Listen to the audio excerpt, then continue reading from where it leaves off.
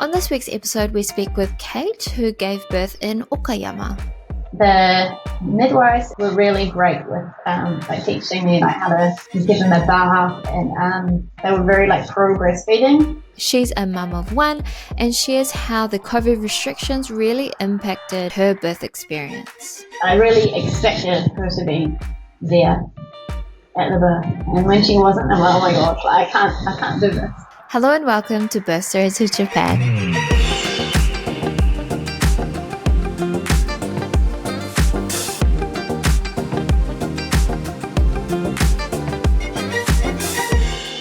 So, just before we get into this episode, I wanted to say a massive thank you to everyone that's been following along and listening to the podcast.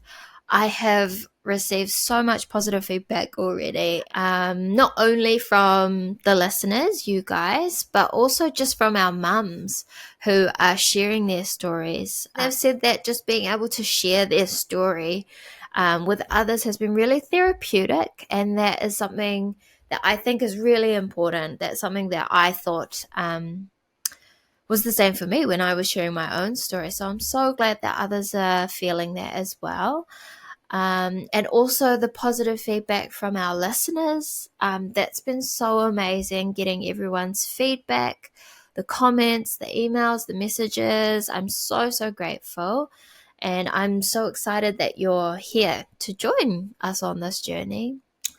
I know that there are a lot of mum groups, mum Facebook groups or Instagrams and stuff that we have as resources for foreigners in Japan. But when I talk with others, we talk about how when we connect with people on there, we don't really go in depth. We don't really get to know each other's stories. We're just like, okay, you've had a child, so you've obviously given birth, and then let's carry on with life. But pregnancy and birth in Japan was it's a life-changing thing. Like, it comes with so many challenges, and I think we don't give ourselves enough credit for what we've been through, to be honest. It's hard enough going through pregnancy, going through birth journey in your own home country, but when you're doing it in a place like Japan, where perhaps you don't know the language, perhaps there's a lot of cultural differences, I mean, that is a massive feat. And I feel like this podcast has really opened up a space for us to talk about it and to celebrate it. So I'm just so happy and so thankful that other mums out there feel the same and are joining us on this podcast. So thank you all again. Also, some exciting news. I have decided to release one episode per week on Tuesday mornings. They go up really early, like 3 a.m. Japan time, just so for any mums that are still dealing with newborns, or just if you're an early morning bird or your babies are, the podcast will be there ready for you to listen whenever you're ready. But yeah, so that's it from me with my announcements. But I hope you've been enjoying the season so far, and I will leave you now to listen to today's episode. Enjoy. Hello, Kate. Thank you so much for joining me today. How are you? I'm good. Yeah, having a good night. How are you, Tiana? Awesome. Yeah, I'm really good. Thank you. Thank you so much for joining. I was thinking we could start off with a bit of an introduction. So just a little bit about you and your family. Yeah, sure. So I'm Kate. I'm 33 years old. I live in Takamatsu City. So that's on the island of Shikoku, if you know that one. It's like the least populated island of Japan. But I like it. I like it that way. The busy cities can be a bit much. I have one son who's 2 years, 4 months now. His name's Fynn. And I have a husband who's 35 years old. His name is Kohei, and he's Japanese. Yeah, so he's from Takamatsu. So we have our family here, like his family, the support family. He's works in a clothing store, like if you know Beams clothing store. Oh, it's yes. kind of quite well known around Japan and other parts of the world. So he's a manager there. Yeah, and I'm currently stay-at-home mum, but I've done, I have my education degree back in New Zealand. So I came over here and did, do you know the JET program? Yep. Yes. It's a JET ALT, and that's how I actually met my husband, like later on. Yeah. Since then I've worked in international schools and, so I love that. But yeah, but now I'm a mum, which is actually like the hardest job in the world. Yes. Yeah. I just want to say, yay, you are my first other New Zealander to be on the podcast. Yay! I'm even wearing my little, maybe you can say my little Kiwi New Zealand fur with the power. How good. How good. I had to. How long have you been in Japan for? On and off, I guess about 5 years. But don't ask me how my Japanese level is. Skills. Fair enough, it's a tough language. 5 years, but yeah. So, talking of being a mum, how was your journey to pregnancy for Fynn? It was pretty like smooth, the whole thing, like, you know, physically. We found out we were pregnant quite early. My mum had really a hard time getting pregnant and conceiving for, I don't know what reason, she didn't even know. The doctors didn't know. Some sort of, internal thing. But so I just kind of assumed that I'd have the same issue. So my husband and I did want to try to get pregnant, like sort of after I turned 30 or around that time. But I really thought it would take much longer. So I went off the pill like a few months before that, like no longer than 3 months. And like I got pregnant, pretty quickly. So there's no like hereditary problem or anything that I was worried about. Like, so it was funny, like Kohei just proposed to me. And we were out for my 30th birthday having like, champagne and as you do. And I didn't realize like, actually I was already like a little bit pregnant. I did a lot of research at the time and I was like, oh my gosh, like is the alcohol going to affect, because you just worry, like from the point where you realize you're pregnant, you just freak out about everything. So, no, but it was fine. And we had like no issues with that. I don't know, like how to explain the feeling, but your body feels different. I don't know, obviously not everybody picks up on that, but you just think like, oh my gosh, like it was boobs mostly. And just like a feeling like I don't feel like myself. And I was like, okay, have to take a test. I took 2. So you got to make sure. And they were like pregnant as like F, like it was really, the plus sign was very evident. Yeah, that was a bit of like a shock, but a good shock. I can see in your notes that you went to the temple. Do you want to just go through that story? Yeah, that's quite a special story for our family. Before we got pregnant, this was in New Year's Day 2020, so before COVID like really hit here. I went with my husband, and it's kind of like a traditional thing to do, like in Japan, like this. Every year you go to the temple and just wish for something for the new year, give thanks. Not necessarily like religious, but it's kind of like a special thing to do. So there was this fertility shrine.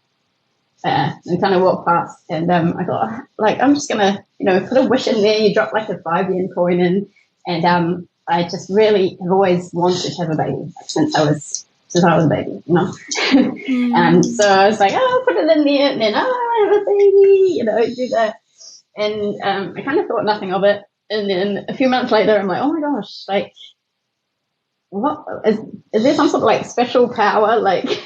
The temple gave me, like what happened? It's because of the temple, the shrine. So, but now I'm not really a spiritual person, but I do believe that maybe that was a part of it. I don't know. But anyway, if there's another baby, that's what I'll be doing. Yeah, that's my story about the shrine.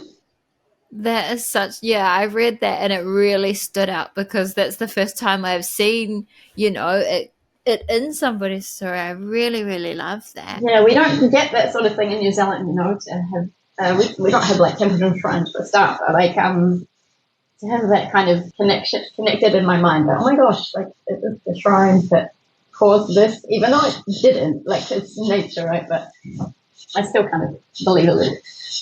Yeah, no, that's so cool. So, how did your pregnancy go? What was your experience with your hospital? Pregnancy, the hospital was good. The first thought was, oh my goodness, like I have to have an English speaking doctor. So as exciting as it was, I was kind of panicking a little bit about that. My Japanese isn't medical Japanese, like no. So after a lot of research, we did, but in hindsight, I didn't even have like all of my appointments until like the third trimester. There was nobody speaking English anyway.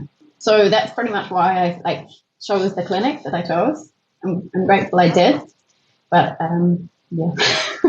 But this is in do you know Okayama Prefecture? Yeah, it's quite a big like on the island of Honshu, kind of between like Hiroshima and Osaka, I guess, kind of in between there. So it's kind of a bit more central to where we are now. But still, like nobody spoke English. So you've only just moved to Takamatsu. Where were you living at the time? We were living in the like Okayama city area, but our clinic was about 40 minutes drive out. It's Miyake Clinic. So it's a private clinic, but there are a few. It's like not a chain, but it kind of is, right? There's like three. So like, I think there's one in Osaka, maybe Tokyo, I'm not sure. But the Okayama one was like exceptional. Even though it was like the height of COVID, like a really crazy time for, everyone. I was really lucky I could have my husband there for like all of the appointments. Yeah, they were very accommodating. Also, they were probably kind of worried that, oh no, they have to try to speak a bit more, some English and get somebody. But yeah, like I had a really good experience with the clinic. I was very actually surprised at how good my experience was. So I just feel lucky. Cool. And then how about your pregnancy, physically, mentally, what was going on there? Physically was like we didn't have any sort of problems or conditions. Just the morning sickness, which is kind of routine for a lot of people.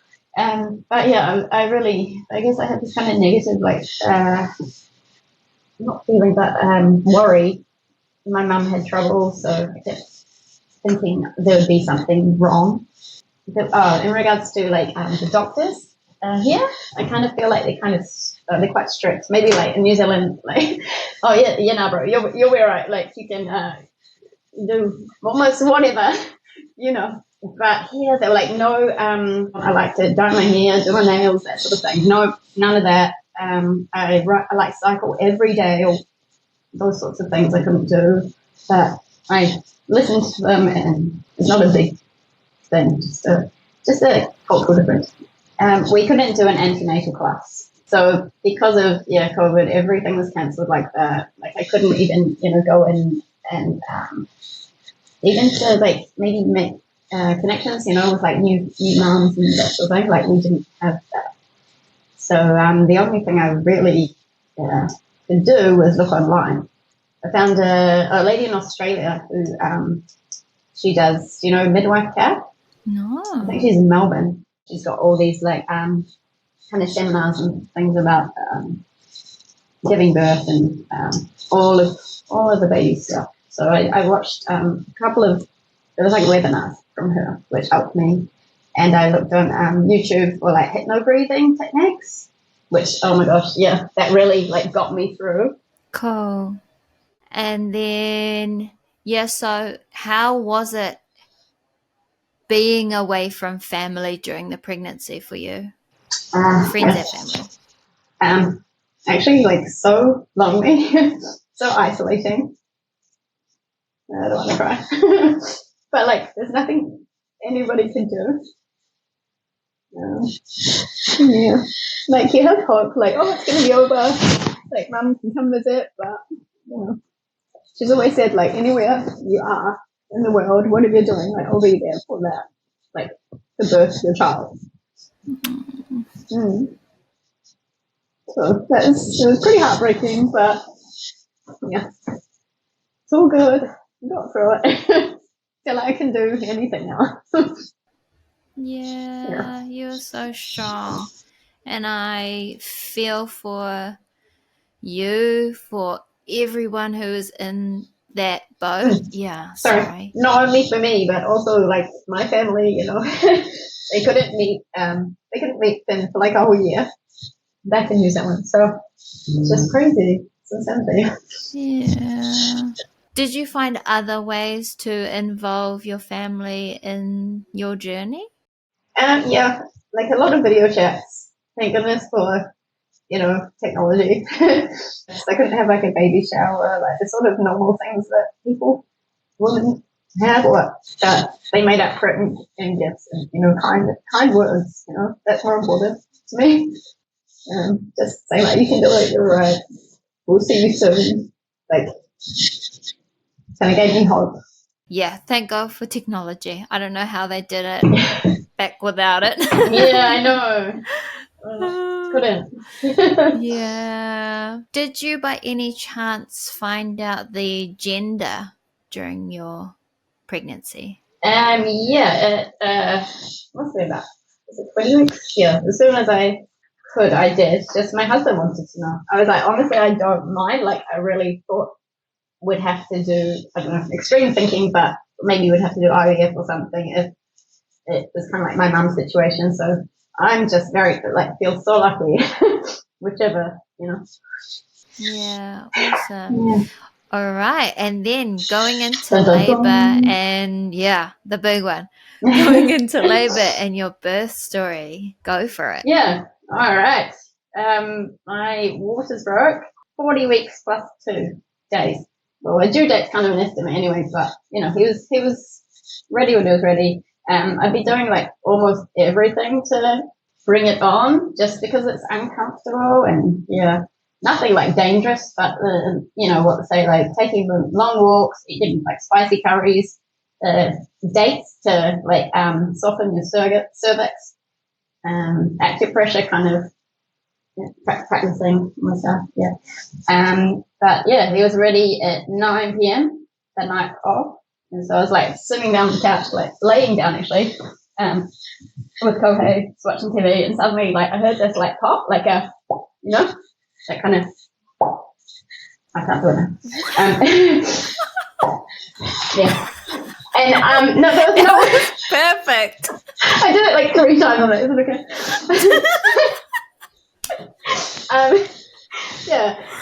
There was no feeling. It was just a sound. It was weird. Yeah. And I don't know. Like I didn't think it was like that common of a thing to happen. Water breaking, like you see it on movies, but. So yeah, that happened, and I just kind of felt like, oh no, like something like water's coming down, and I was kind of like a bit like angled, like kind of sideways on the couch. I'm like, oh, my new couch. I don't want to get my new couch like all wet, so I'm like kind of slipped off the couch, slid down, and then kind of like positioned myself upright, and then kind of like crab walked across like my also the rug, and nothing came out until I got to like the bare floor, and then it just came, like not all of it. Yeah, so that was good on my part. I was surprised that it stayed in there and didn't ruin my couch. But yeah, and it wasn't like it wasn't a gush, you know, like people think. It was a steady stream of like that amniotic fluid. Yeah. I was calm for some reason. I don't know if it was like the hormones or just, I don't know. But my husband was like freaking out, and it's usually the opposite. That if something happens like that, so he's like, oh my god, like what are we gonna do? We have to get the taxi. Oh, is your bag packed? Oh my gosh, yeah. But I was fine, and I asked him to just be fine because like he's my only support person. And there's a maternity taxi that you can book. Did you know about that? Yeah. You can like reserve, So we had booked that already, like prior. And they came, and I had no pain or anything, just the pop, just the trickle. And until about 10:30, yeah, so 10:30, I think we got to hospital. And then at around 1 a.m., that's when like the contractions hit. And it was like, people say about like the waves, contractions coming in this apart, but it was very like strong, or maybe I'm just, I don't know. It was sudden. So that was until about 10:30 the next morning, until like that. And then I went with a little bit of pain relief because I was pretty exhausted by that point. The epidural needs to be booked in advance. Like you have to pre-order it from at my clinic anyway. So I wanted to have it available at least, especially, thinking about having my mum there by my side, like cheering me on, like maybe I had kind of thought like I can't do it like without her. So that, and also of course, like, yeah, you want the option available if you're more comfortable. It's not easy to get that option here. So I was pretty surprised that my clinic even had that, but it's not free. So kind of considering, should I get it? Should I not get it? Like $2,500 is a lot of money. Wow, yeah, that is a lot of money. I didn't realize it was that much. Yeah, I think there was an extra fee for it as well because the anesthesiologist, is that who that? He comes from like the University City Hospital, and we're about 40 minutes out at my clinic, so they had to factor that in as well. But also there's a risk with that. Like you really have to make sure you get it at the right time, what they were telling me anyway. Otherwise he's going to drive like 30-40 minutes out, and if it's peak hour he's going to take longer, so it might be too late. Like by then, like you could dilate even more. It's from a certain point there's no chance of getting that. Do you want to go through what you decided to do and how the whole epidural went for you? Yeah. So about 9 a.m. I asked if I could have the epidural. So yeah, it's pretty bad when we say like we already paid for it, so we may as well use it. But I don't know. Like if it's just like a couple $100, you're like, yeah, whatever, right? But like, so I was kind of hopeful that it wasn't too late. Like called from him, like yes, can I have that? Thanks. And meanwhile, I'm going through like the hypno breathing. I think that really helped a lot. Like I never once did scream from pain or anything like that. And if I didn't watch those kind of tutorials on the hypno breathing, I would have been like screaming, yelling. So that really helped me. After I did have that, I could like rest for a bit, like pain's totally gone, and it was a relief. It was great. But anyway, I only got to enjoy the benefits for about 2 hours, and then baby arrived. But yeah, right after the epidural was administered, the midwife she sorted out like a syntocin induction drip, because there was nothing else happening. After a certain point, like the baby wasn't like budging anymore, and we were hoping that it was going to be more dilated. And at that time too, my husband said, "Oh, so they're setting up like the surgery room for a C-section." And I was like, here we go. Like my mum had no problems, so I'm gonna have problems. I don't know. I'm really close with my mum, so sometimes I like compare and relate.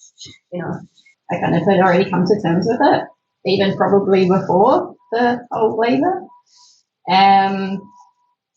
But so I don't know how long it was after that, but Fynn, the baby definitely got the message, like, oh, hang on, like I need to get out after that. It's like a synthetic induction, chemical that they put through. So it can work, it can, and sometimes it doesn't, but it worked for him, and he was getting on down there. And I was like, man, I feel like I'm ready to push, even though like people say with an epidural you can't feel the need to push. So maybe there's like different strains, like different strengths but I could feel, I knew, and my body could tell me, like, oh, I've got to push. And like, okay, well, you opened up now suddenly. We're like ready to push. What? I thought I was going to get a C-section. Like, what's going on? So that was kind of unexpected, but also like a nice surprise. Yeah, but maybe the only kind of thing with the epidural was what kind of annoyed me. Like one of the midwives were like, "Oh, you don't need it yet." You know, like before I go, "You don't need it." What? Like, so I was kind of, you know, by that point, okay, like I'm too tired to like say anything, and just you'll be alright. And that's something like, yeah. Just to be dismissed like that is a bit like, excuse me, who are you? Especially coming from, you know, you're not even too sure. Was she a midwife? Was she a nurse? Exactly, you know, yeah. Like in New Zealand, we kind of get it's different. Like we get kind of assigned one midwife the whole way through usually, right? But here, at my clinic, it was kind of like I didn't actually see any of the midwives until I was there having the baby. Like I met the doctors and they came in and they popped in. But the doctor that I had delivered my baby, I'd never met him before. Hashimoto Sensei, thank you. I remember his name because I asked. I'm like, I've got to know who's delivering my baby. But yeah, but that doesn't mean that the experience wasn't excellent. Yeah. Maybe also like I kind of had a similar experience. But I was talking to the midwife afterwards and she was saying that it was because I wasn't as loud as other people. Like normally when you're at that stage, you'll be screaming. So maybe it was similar for you with the hypnobirthing stuff. Did you do that as well? Yeah, I did. And so I was very like in my head, zone, you know, breathing and Okay. So maybe that it could was be, that or it could be similar. With what she said, you don't need it. Well, there's like suddenly like a scale of like screaming, like you know, oh, you're at 3 now, you're at 10. Oh, okay, you need that. No. Anyway. Yeah. All right, and then we're right near the birth. How was that? It was fine, I thought. Like the pushing until just the scariest part of the whole thing happened. So suddenly, you know, they've got the baby monitor hooked up with the heart rate, and there's just this like out of nowhere, like fast paced, like you know, beating sound, like really rapid, and the beeping, and oh my god, this is like what you see on like hospital like shows. It was real scary. The doctor like comes over to me and his kind of voice like changed and becomes kind of urgent, and like the nurses, like a couple of nurses come in, and he just like said like put on this oxygen mask, you know, those plastic masks, just put it on now, like pretty much, and it was so dramatic, but it was terrifying. And he said like take some deep breaths. So pretty much like he wasn't breathing because it was coming up so fast suddenly after the induction drip, and so his heart rate was like rising and the oxygen levels were dropping. We were like, what? Like I was like crying, and I turned to someone and he's like, what? Like crying as well. Like what's going on? They didn't even like explain, but I guess you can't in that point. But I was like, what's happening? Like I kept asking, like, what? Is he okay? After a few like decent breaths, it must have been like a few minutes, maybe 5 minutes. I don't know, but it felt like a lifetime. Like it was so scary. And just like, oh my god, like it's okay. Like it went back to like the normal kind of baby.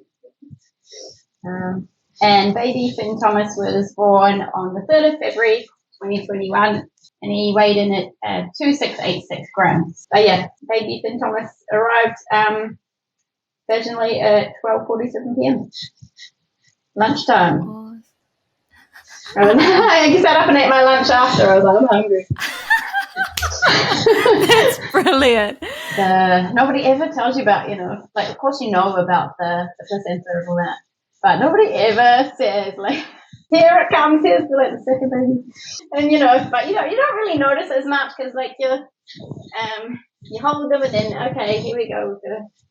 with that. But there were a couple of stitches that I had to have because he did come out so quickly. Like obviously, I didn't have enough time to stretch out naturally. So yeah, but it was good. It was fine. My labour was 15 hours.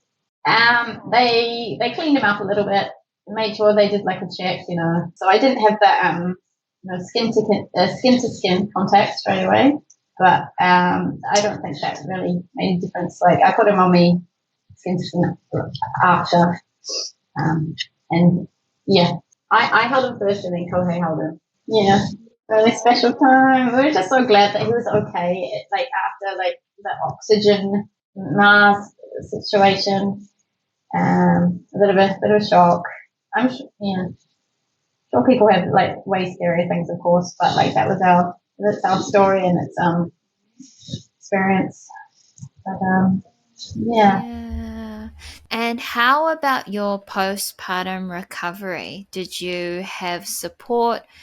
How about with breastfeeding, sleep, anything like that? Yeah. So everything was good with the recovery. Like I think about physically, like down there took about a month to recover the stitches and everything.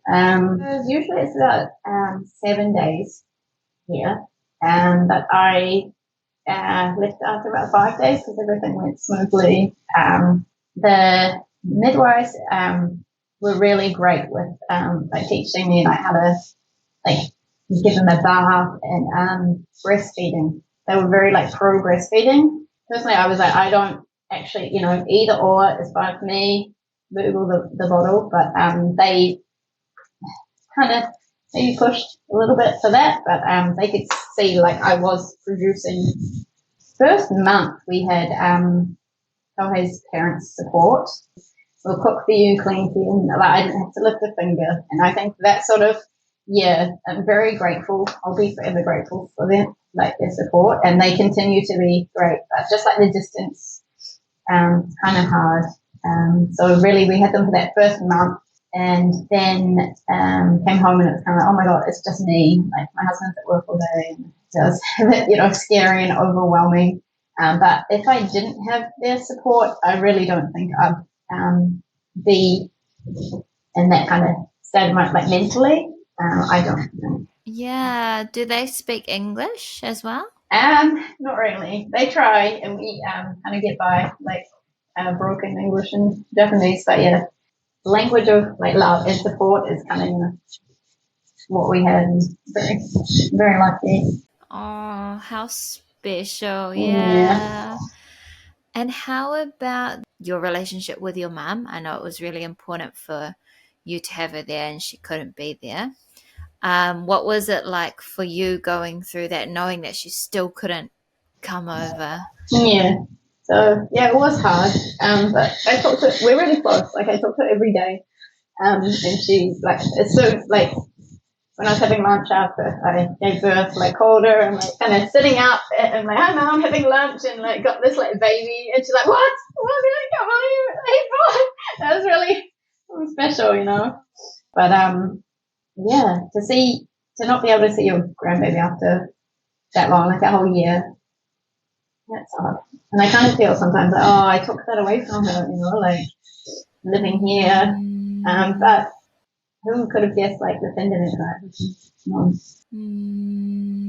And then, so now we'll go into the last part. So reflecting on your experience, do you know how much it'll cost in the end? For the whole labour and everything, was at my clinic was about 700,000 yen. That's through a private clinic. Because I thought I get an English speaking doctor, but that's okay. I have no regrets. But more than half of that amount was like reimbursed through the prefectural city office. It was great, so it was well worth it. And I had a really wonderful experience overall. Yeah, I got like a big bag of like baby stuff, which was much needed. Like baby wipes, nappies, towels, I know some people in Tokyo get like heaps of stuff. I was like, what? You get like all this? Yeah, so that's okay. I've got my baby. I'm fine. Yeah, love the freebies though. Like New Zealand, like you don't really nice. get. Yeah. Okay, so for the last segment, I've actually got a bottle here, and it's just filled with some random questions. Yeah, that's fine. I'm gonna pick one out and ask. Exactly. I love the enthusiasm. Yeah. All right. Did you come across any unexpected challenges during your journey? Well, just the whole unexpectedness of like not having my mum here, because my mum is like everything. Even though we live in different countries, you know, like, and I don't know, it was maybe just in denial, like, should we be able to come here? Like, it's no problem. Like, this is just like a small virus, like it's whatever. Yeah, just I really expected her to be there at the birth, and when she wasn't, I'm like, oh my gosh, like, I can't do this. Like, my husband's like wonderful, so supportive, but like your mum right now. Like, it's yeah, they kind of had to make me like I had to reevaluate, like, oh my gosh, yes, that's an important expectation that I had, but it's not possible. So like, how do I get through this? It just go on, like, some people have it worse, you know, like, but yeah, that was really unexpected. We kind of got pregnant kind of at the start of COVID, like, so we didn't really know it was going to be such a huge thing. Yeah. And how did you get through that? Like, because in a sense you had to let go of that idea. You're mourning that idea, you know? Like, how did you get through that? Or are you still dealing with that now? Yeah, maybe a little bit, you know, like it's not normal. I think I'm still dealing with it, but I'm still like recovering from, I guess, even like having a baby abroad and all it's kind of like a little bit of trauma, right? Like during a pandemic, during a really crazy time, feeling so alone. But I didn't have that many like connections or people to like talk to during that time. But afterwards, like as COVID kind of eased up and things, like I've got, you know, people to speak to about it that had the same experiences. So it's really great. I feel like I'm not the only one, you know. Yeah. Oh, and that's exactly why I'm making this whole podcast. Yeah, I was just about to say thank you so much for doing this. Like, it's going to really bring people together, women, and give them a sense of empowerment. And like, we're not alone. We're in this kind of together. Like, reach out. I didn't have anyone to reach out to when I was going through this. My friends in New Zealand, like, oh yeah, you're okay, you're okay. They have no idea, like, and it's I don't blame them for that. It's ignorant. They don't know. That doesn't mean they don't care. They reach out to anybody and get the support that you can, and don't be embarrassed to like ask or tell people how you feel. And also there's services like family support. That like I did have a bit of family support, but then I was kind of on my own from when Fynn was about 1 month. So they always said, like, you know, we can come out and visit. We can be there at your own time. And I think I just never took that time. I'm only starting to take that time after like 2.5 years. So ask, if you don't have that family support, ask for, you know, friend support, colleagues. The City Hall also has we have like volunteer help. You know about that? Like, they come, like little older, like lovely little old people come to your house. They cook and clean, and or they can even like watch. You know, younger qualified people can watch the baby. You can go out and have a coffee. Just, you know, you don't have to be like always with baby. You need a break. I think I didn't take the time. So it's important to. I didn't even know about those services. Yeah, they should hopefully be in like every prefecture. I didn't know about it until about must have been about one. So. Like I kind of need it, but I don't need it as much, Like, yeah. So that's pretty cool. The checkups afterwards, and even mentally, they asked me, "How are you coping? How are you doing?" Which I really appreciated. And at that time, like the early stages, I was like, "Yeah, I'm good." But there was a time there, but we're here, got through it, and now thinking about another one. Crazily enough. Wow! Oh, that's so exciting! Yeah. Awesome. Okay, I'm just gonna ask one more question. Sure. What's the best thing about being a mum? That's a hard question. So, maybe the role that you take on. Like, it's so different to like what my life was like before. Going out social, and then your life does change overnight. But the amount of trust and love that your baby like gives you with like they're just, I love you, like I rely on only you for everything, especially like that young age, and you're like I can't like be without you, and they look in the eye when they like look up at you, even if they don't realize it. It's more like the mum looking like, oh, you're the best in the world. I think that is the best. Yeah, my heart just like fluttered. Oh, you're so sweet. Yeah, you can relate, right?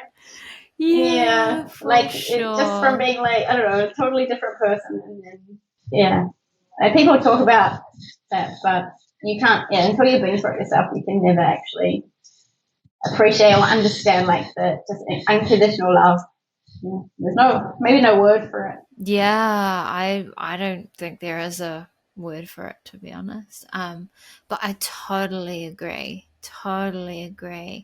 Oh, well, Kate, thank you so much for talking with me today and for sharing your story. Thank you for having me on. Yeah, I definitely related to a lot of that, and I'm sure that heaps of other women out there will as well. So thank you. Good. That's why we're doing this, right? Yes. Yes. Yeah, that's exactly. Awesome. Thank you so much for your time, Tiana. Thank you. Bye. Bye. Thank you so much. Bye. So if you'd like to hear more birth stories, please subscribe to this channel. Giving us a like also helps other moms see this video too, so please give us a thumbs up if you can. You can check out the description for more information about bits mentioned in this episode, but if you have any other questions or feedback, please leave a comment below or get in touch. And lastly, if you're a mama that has a story to tell, please send an email to birthstoriesjp@gmail.com. Thank you so much for watching, and I will catch you in the next one.